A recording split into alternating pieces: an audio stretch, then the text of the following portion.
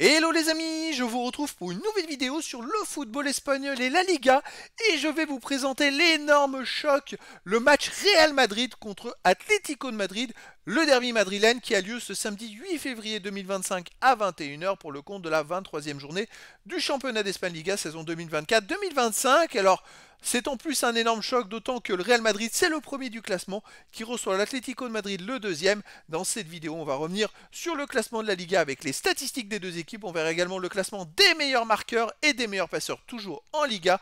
Puis on enchaînera par les 10 derniers résultats, toutes compétitions confondues, les stats du Real Madrid et de l'Atlético de Madrid, ce qui nous permettra d'avoir une idée et une tendance à cette rencontre. Alors pour ceux qui souhaitent voir ce match à la télé, sachez que vous pouvez le voir sur beIN Sport 2. Et donc, au classement, le Real Madrid est en tête avec 49 points, 22 matchs, 15 victoires, 4 nuls, 3 défaites, 50 buts marqués, 21 encaissés, plus 29 de différence de but. Ils ont un point seulement d'avance sur l'Atlético de Madrid qui est deuxième avec 48 points, 22 matchs, 14 victoires, 6 nuls, 2 défaites, 37 buts marqués, 14 encaissés, plus 23 de différence de but. Et l'Atlético de Madrid, attention, n'a que 3 points d'avance sur le FC Barcelone. Si ces deux équipes faisaient match nul et que Barcelone gagnait, Barcelone pourrait revenir à seulement 1 point de l'Atlético et 2 points du Real Madrid. Au niveau des meilleurs marqueurs, pour le Real Madrid, il y a le deuxième meilleur marqueur de la Liga qui est Kylian Mbappé avec 15 buts en 20 matchs. Il est à 3 buts de Lewandowski. Il est revenu à 3 buts de Lewandowski surtout. Ensuite, pour le Real Madrid, il y a le huitième meilleur marqueur qui est Vinicius Junior avec 8 buts. Pareil pour l'Atlético de Madrid, il y a deux joueurs qui sont huitièmes également ex aequo. C'est Sorloth avec 8 buts également et Antoine Griezmann qui en est aussi à 8 buts. En ce moment, il marque pas mal de buts. Côté des passeurs décisifs, le meilleur pour le Real Madrid, c'est Bellingham qui en est à 6 passes décisives. Il est 4ème du classement ex aequo. Et puis pour le Real, on a aussi Rodrigo et Vinicius Junior avec 5 passes décisives. Pour l'Atlético de Madrid, il y a Antoine Griezmann qui en est à 4 passes décisives. Et il n'y a pas d'autres joueurs des deux équipes dans les deux classements. Dans les 14 premiers, il y en a déjà pas mal. Au niveau des 10 derniers résultats, toutes compétitions confondues, le Real Madrid, c'est tout simplement 8 victoires, aucun nul, 2 défaites, 33 buts marqués, 12 buts encaissés, plus 21 de différence de but. Alors cette semaine, ils se jouaient en Coupe du Roi et ils ont gagné justement 3 buts à 2 à l'extérieur à Leganés. Bon, Mbappé ne jouait pas, hein, je le précise. Est-ce qu'ils ont fait tourner? Est-ce qu'il est blessé suite au dernier match? Pas forcément l'information au moment où je vous propose, où je vous prépare cette vidéo surtout. Mais voilà, en espérant qu'il soit présent contre l'Atlético. Sinon, le Real Madrid, voilà, c'est un rouleau compresseur à domicile. Alors, ils enchaînent hein, les belles performances. À domicile, ils ont gagné 5-1 contre Salzbourg, 4-1 contre Las Palmas, 5-2 contre le Celta Vigo. Et avant, c'était des matchs de Supercoupe.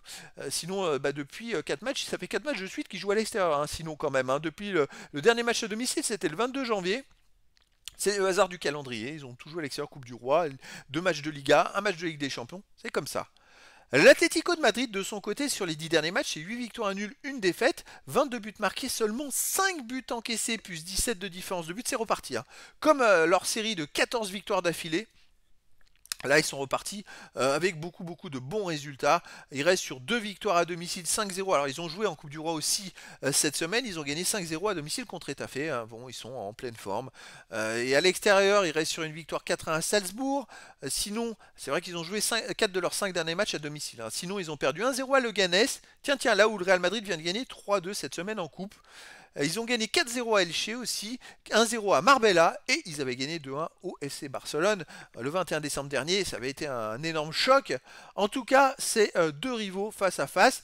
Alors, de mémoire, au match aller, il y avait eu un but partout entre ces deux équipes et l'Atlético de Madrid avait égalisé à la 96e minute après de jouer en Ligue des Champions à Benfica et d'en prendre 4. Mais bon, ils avaient tout donné, donc ils étaient cramés. Mais c'était un dimanche soir, ils jouaient le mercredi d'après, ce qui était un peu limite, je trouve, comme calendrier en Espagne. En tout cas, c'est vrai que c'est un match extrêmement important pour la suite. Ça dépendra si Mbappé joue ou pas du résultat. Mais malgré tout, pour moi, le Real Madrid est au-dessus de l'Atlético de Madrid.